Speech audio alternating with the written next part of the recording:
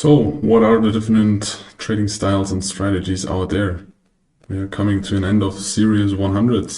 I think there's one more section after this. We are at beginner series 107. Types of trading strategies. Here are some of them. You have high frequency trading. We already mentioned them as market participants early in the course.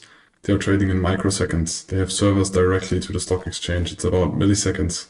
There's infrastructure worldwide which only transfer financial data, for example, for using or arbitrating the different prices to the different stock exchanges or between assets, or just doing market making and providing liquidity and trading bid-ask spreads very fast.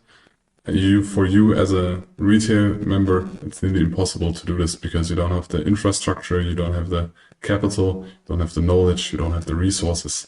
This is mainly done by big players in the market.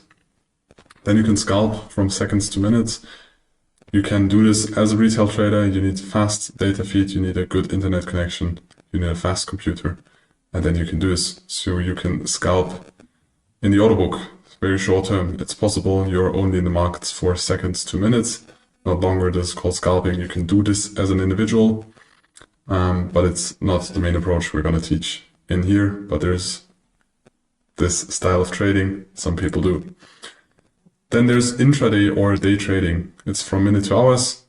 There is multi-day trading, so you trade or have positions for a couple of days, and there's swing trading where you have position or trades from days to weeks, and there's position trading, which is a holding position from weeks to months. And it depends which trading style fits to you, depending on how much time you can invest, how much time you want to invest, and what you want to focus on. And this is your personal decision. Not everybody's made for scalping, not everybody's made for position trading, because in position trading, obviously you need a lot of trust in your analysis, and you need to trust your positions. In scalping, it's way more decisions. For me, it's way more stressful, but some people like it. And for some people, it's a good decision, but you need to identify or realize how much time you can invest, how much time you want to invest, and also if you can provide the infrastructure for scalping example, and do the risk management. And those styles, then you need to decide between those styles, which style matches to you. Strategies by decision making in the process. So there is systematic or automatic trading through system, bots, expert advisors. So there's no discretionary part. You don't need to decide anything. The decision process of buying, selling, where's take profit, where's stop loss, where's entry, where's exit, or partials, is all done by an algorithm. Full systematic, you just build that system and then you can adapt the system, but you don't do the active trading decisions. There's semi-automatic or hybrid, so it's a mix of manual execution and trading systems or indicators. For example, a system that generates signals based on fundamentals with a combination of technicals, or only technicals, or only fundamentals. You get a signal, but then the execution is still manual. There are mechanical discretionary, so those are strategies which are 90% rule-based. So you create a checklist, you go through the checklist, you search for those setups, but you search for them manually.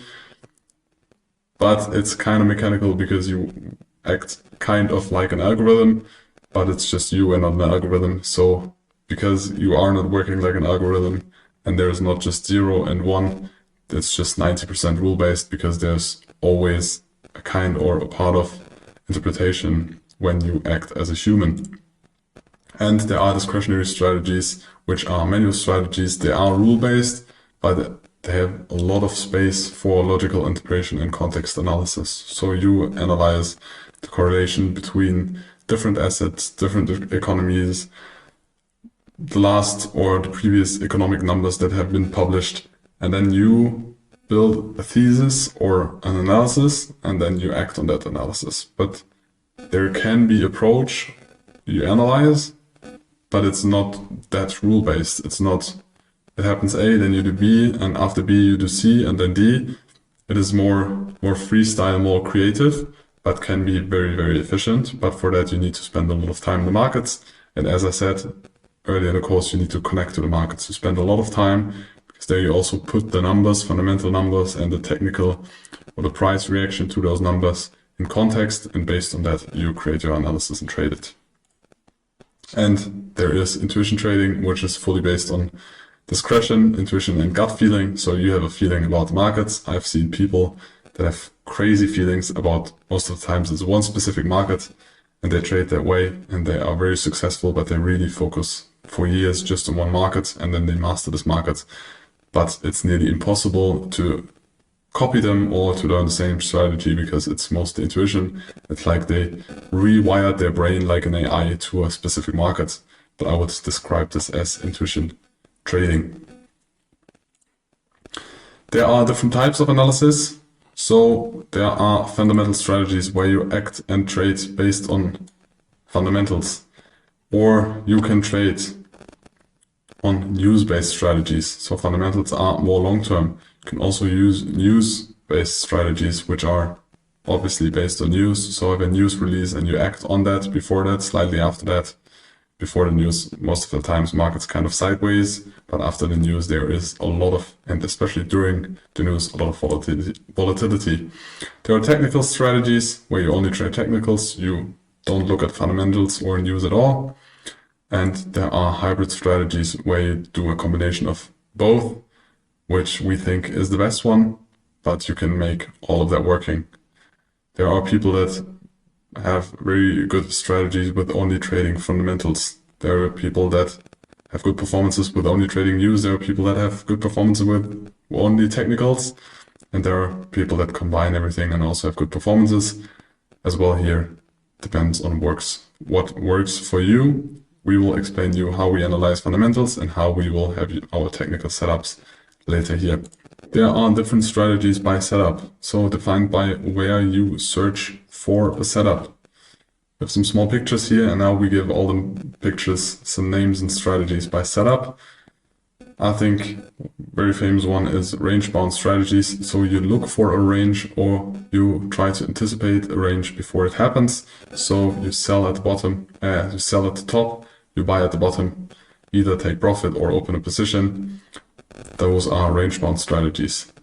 Different type are mean reversion strategies.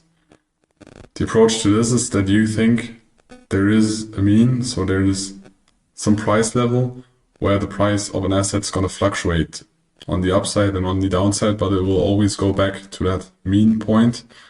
So you will try or scale into a market most of the times. The further the price, the higher the standard deviation from the mean or the middle of the price is, you think, to the upside, but also to the downside.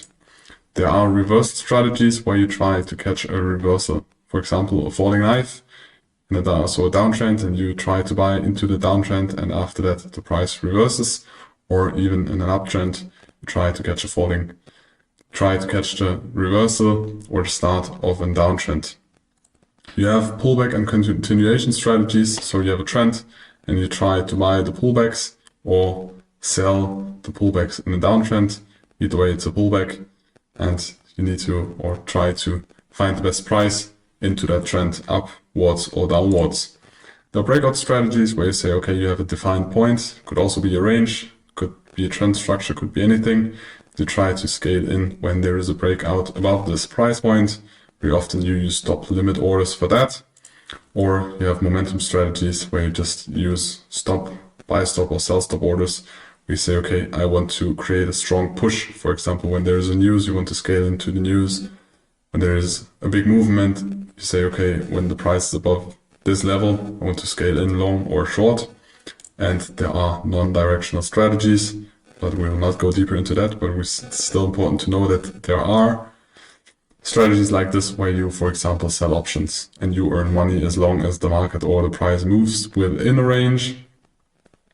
Doesn't matter if it moves up or down, or if the market stays below a specific volatility. And then you earn money. If it exceeds that, you lose money. But those are the strategies by setup you need to know.